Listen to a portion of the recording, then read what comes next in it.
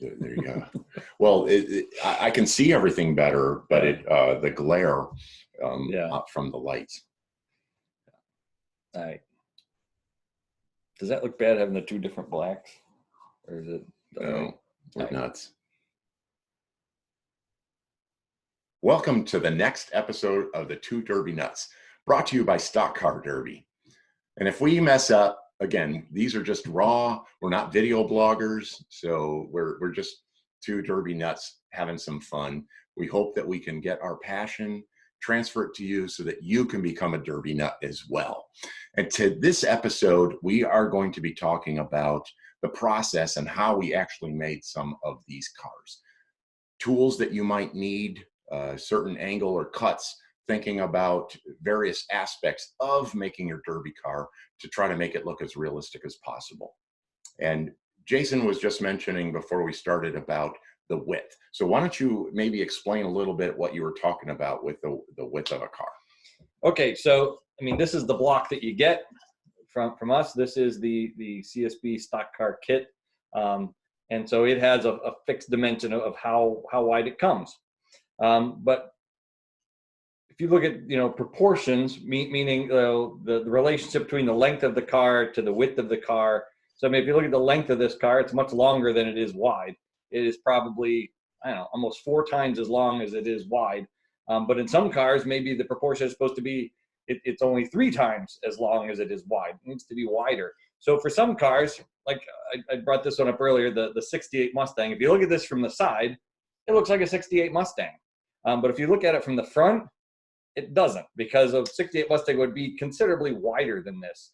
So I was never quite happy with this car, because I was happy with how it looked this way. If you look at it from the side, it's like anybody that's a car guy knows that's a 1968 Mustang, or maybe 67, 69, somewhere around that area.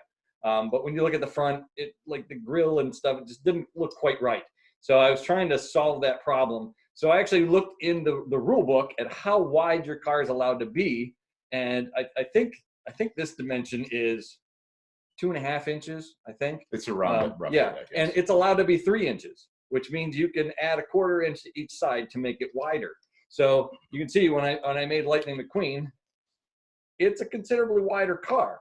But I didn't go make a whole kit. I still had to stick with the block of wood they gave me. So what I had to do was add to it. So an easy way to do it is you get a piece of wood. This one, something that I just bought that's this size, but it's about 1/4 inch thick. And, you would glue it to the side of your car. Obviously, you would have to cut it to shape. And a lot of times I would do is I would actually cut out, I would mark the dimensions of where the wheels need to be and cut that out ahead of time. And also where this notch is here on the side of the block, you got to cut a small piece of wood to glue in here. Otherwise, when you put that on, you end up with a hole. So you do need to have a small piece of wood. You could probably cut a piece of this and glue it in there. And so I found it much easier to cut out the wheel wells while I still had it separate and then attach it to the car later. And, even if you look how this sticks up, that's not really a big deal if you're going to be cutting it on a bandsaw or something to get the profile that you want. Or you could cut this down to match the height of the car ahead of time if you wanted to. So, I mean, said you can buy a 1/4 inch piece of wood. This feels like it's some kind of pine. It's pretty light. You can also get balsa wood and things, but this is pretty cheap. in a pinch. I've even taken like a scrap piece of a 2x4. Yeah, we definitely will talk about that in another episode about adding, because you want to make sure that you're concerned about your weight, because our rules state that they can only weigh 5 ounces. And when you start adding a whole lot, then you need to take other stuff away if you're adding too much. But Jason, explain some of the tools needed for some of your cars. All right. So, like I said, some of these things, some of the earlier things I did with some real basic stuff, like a table saw and a drill. Obviously certain things, if you have access to a bandsaw, like if you're doing something like this, a bandsaw is what that means, if those don't, basically it's a saw blade, it's a thin blade that actually is in a loop, and it's in a machine that just spins that loop around, and it's a very thin blade, so you can cut curves with it. So you just lay the block on the side, and you trace out the shape you want on the side, and you lay it on there, and you can cut different curves. If something like this, obviously I had to remove a lot of material to get some of these curves. You can use, if you're looking for hand tools, you can use what's called a rasp, which is a very aggressive file that will shave away some of the wood, or like a Sureform tool or something like that to shave some of that away. If you have access to like a disc sander or a belt sander, which is a powered sander, some of those have a pretty aggressive grit to them and will remove a lot of material very easily. So, because a lot of times even with the bandsaw, when you cut it, it's still a pretty rough cut. So once you get it, you can take it on that sander and smooth a lot of that out and remove a lot of material. Another tool that I highly recommend. Now, this is a boat that I had made. I grew up, my father had a boat, and I really loved water skiing, and modeled this a little bit after the boat that we had. Now, a tool that I highly recommend is a Dremel. And you can have a lot of different bits with that. And you can see that I hollowed out the inside to make the seat. Now, this is all wood. I'm not sure if how well you can see this. I can maybe take a picture and add this. But I've got a bench seat across the front, and then bench seat sideways, and it's all wood. So you had to very carefully use your Dremel and hollow this out. Same thing with what I did with the ice cream sandwich.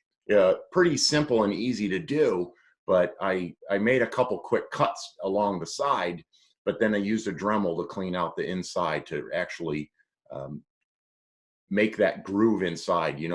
On an ice cream sandwich, that the cookie part on the top is a little bit wider than the ice cream itself. So I used that. A Dremel for that portion. Yeah, if you don't have a Dremel, another way you could do this, if you did have a table saw, you can actually set it so the blade only sticks up just a little bit off the table, and you could just do multiple passes and move your fence over each time, so that just kind of nibbles away a little bit. So some of it is looking at what tools you have and how you make that work. That's a tool that makes it a lot easier. Right, that's a quick and easy way. You may have heard of dado blades, where you can actually you don't have to get that fancy. A dado blade is multiple blades together, and you can actually cut a wide path. And as Jason just explained, you don't have to go through the expense if you just slightly move it over a little bit at a time. Yeah, it takes longer, and it might not be quite as clean. Take a little more sanding, but you can do it. So if you have a router, you can use a router to do a lot of these kind of things. And so, there's certain tools that if I'd had them at the time, it would have made it a lot faster and easier, but that doesn't mean it isn't impossible. And make sure that with any tool that you're using, make sure you always wear some sort of eyewear, and be safe. There's too many friends that I've had that have cut fingers off on table saws. So you've got to be very, very careful when using that. Young guys, make sure that if you're not old enough, that you've got some adult supervision. When we do our Derby work days in my Christian Service Brigade unit, I want the young men to do as much of the cutting and the sanding of their own car as possible. But there's just certain cuts that maybe it's better than an adult do it for you. Especially with a table saw. Yeah, you want your fingers and everything to be intact when you're done making your Derby car. Yes. Yeah, you'll wreck a paint job real quick with blood on it. So, Yep, that's yes. for sure. So safety first. And sometimes, yeah, if you can't make the cut you need to make safely, change your design. It's not worth hurting yourself to just to get your car to look right. So if you can't do it safely, do something else. Yeah, so we just wanted to share quickly with you on some tips of what tools you may need for this. And you don't need to get very fancy, and just go out and be creative. And in another episode, we're going to talk about adding to the car different types of materials that you can use to add to the car to make your car look more realistic. Yeah, I just want to bring something to, you said to get this kind of cockpit area here, you used a Dremel to dig Yes. that out. When I made this 427 Cobra, it also, it's an open roadster. So it has, I needed a depression there to put the seats down in and stuff. That's a pretty big hole to be trying to nibble out a little bit at a time with a Dremel. So what I actually did was I took and I had a paddle bit, and I drilled a fairly good size hole right completely through the car. And then I took a handheld jigsaw and I cut out that whole layer. So there was actually a hole completely through the car. And then I set my table saw just about a 1/4 inch high, and I shaved out a spot on the bottom, and I cut a 1/4 inch thick piece of wood to be the floor, and put that in over top. Because to me, it was a whole lot easier to just put a hole and then put a new bottom on, rather than to try and chisel the whole thing out.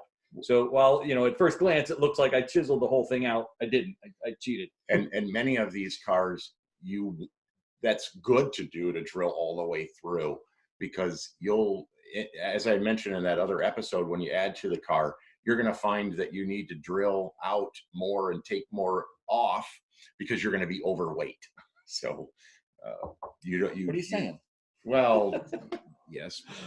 We can, the Derby nuts can be overweight, but our cars, and it's kind of interesting. We're going to have an episode on speed.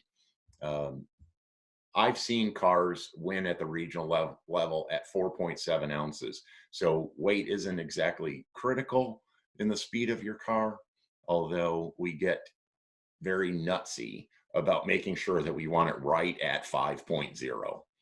Or what is it, 142 grams, I think, if you're using grams. But again, another episode, we're going to talk about adding to the car. Again, we're Two Derby Nuts, brought to you by StocKar Derby.